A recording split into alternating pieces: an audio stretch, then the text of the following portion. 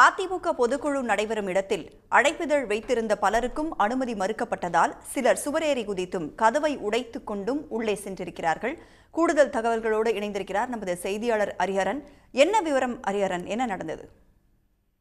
சென்னை வானகரம் ஸ்ரீவாரி திருமண மண்டபத்தில் அதிமுகவின் பொதுக்குழு இன்று நடைபெற்று வருகின்றது. அதிமுக பொதுச் செயலாளர் எடப்பாடி பழனிசாமி தலைமையில் இந்த பொதுக்குழு நடைபெற்று வருகின்றது. சரியாக 10 மணி அளவில் அதிமுக பொதுச் செயலாளர் இந்த பொதுக்குழு நடைபெறும் இடத்திற்கு அரங்கிற்கு உள்ளே சென்றதுமே அனைத்து கதவுகளுமே அடைக்கப்பட்டது. குறிப்பாக ஸ்ரீவாரி மண்டபத்தில் இருக்கக்கூடிய பிரதான கதவுகள், பல்வேறு பொதுக்குழு உறுப்பினர்கள் அனுமதிக்கப்பட்டிருந்த அனைத்து கதவுகளுமே அடைக்கப்பட்டிருந்தது. குறிப்பாக இந்த பகுதியில் அதிகமான அதிமுக தொண்டர்கள் மற்றும் பொதுக்குழு உறுப்பினர்கள் திறந்திருந்தாங்க. 2500க்கும் மேற்பட்டவருக்கு உரிய அழைப்பிதழ் முன்கூட்டியே அனுப்பப்பட்டிருந்தது.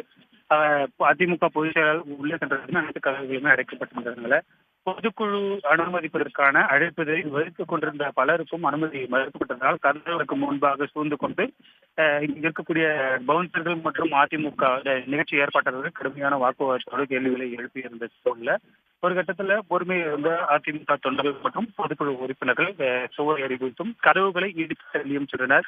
ஒரு இடத்துல மிக அதிகமான உறுப்பினர் மற்றும் அதிமுக கதவுகளை இடித்து சென்ற போது அங்கு கீழே இருந்த தடுப்புகளும் கீழே விழுந்து அதன் மூலமாக பலர் தடிக்க விழுந்து ஒருவரை ஒருவர் மிதித்து கொடுத்து மிக்க முடியாத ஒரு சூழல் இருந்த நிலையில அருகாமையில் இருந்த தீயணைப்பு மற்றும் மீட்பு படை துறையினரும் பவுன்சர்களும் சுதாரித்துக் கொண்டு அனைவரையும் மீட்டு கதவுகள் முழுவதுமாக திறக்கப்பட்டு அனைத்து தொண்டர்கள் மற்றும் பொதுக்குழு உறுப்பினர்கள் அனைவருமே தற்போது அதிமுக பொதுக்குழு நடைபெறும் ஸ்ரீவாரி மண்டபத்திற்கு உள்ளே சென்றிருக்கிறார். தற்போதைய நிலையை பொறுத்த வரைக்கும் அனைவருமே அனுமதிக்கப்பட்டிருக்கிறதுனால இந்த இடத்துல நிலைமை கட்டுக்குள் வந்துள்ளது. விவரங்களை பகிர்ந்து கொண்டமைக்கு நன்றி ஹரிஹரன். உடனுக்குடன் செய்திகளை தெரிந்து கொள்ள சன் நியூஸ் பெல் ஐகானை கிளிக் பண்ணுங்க.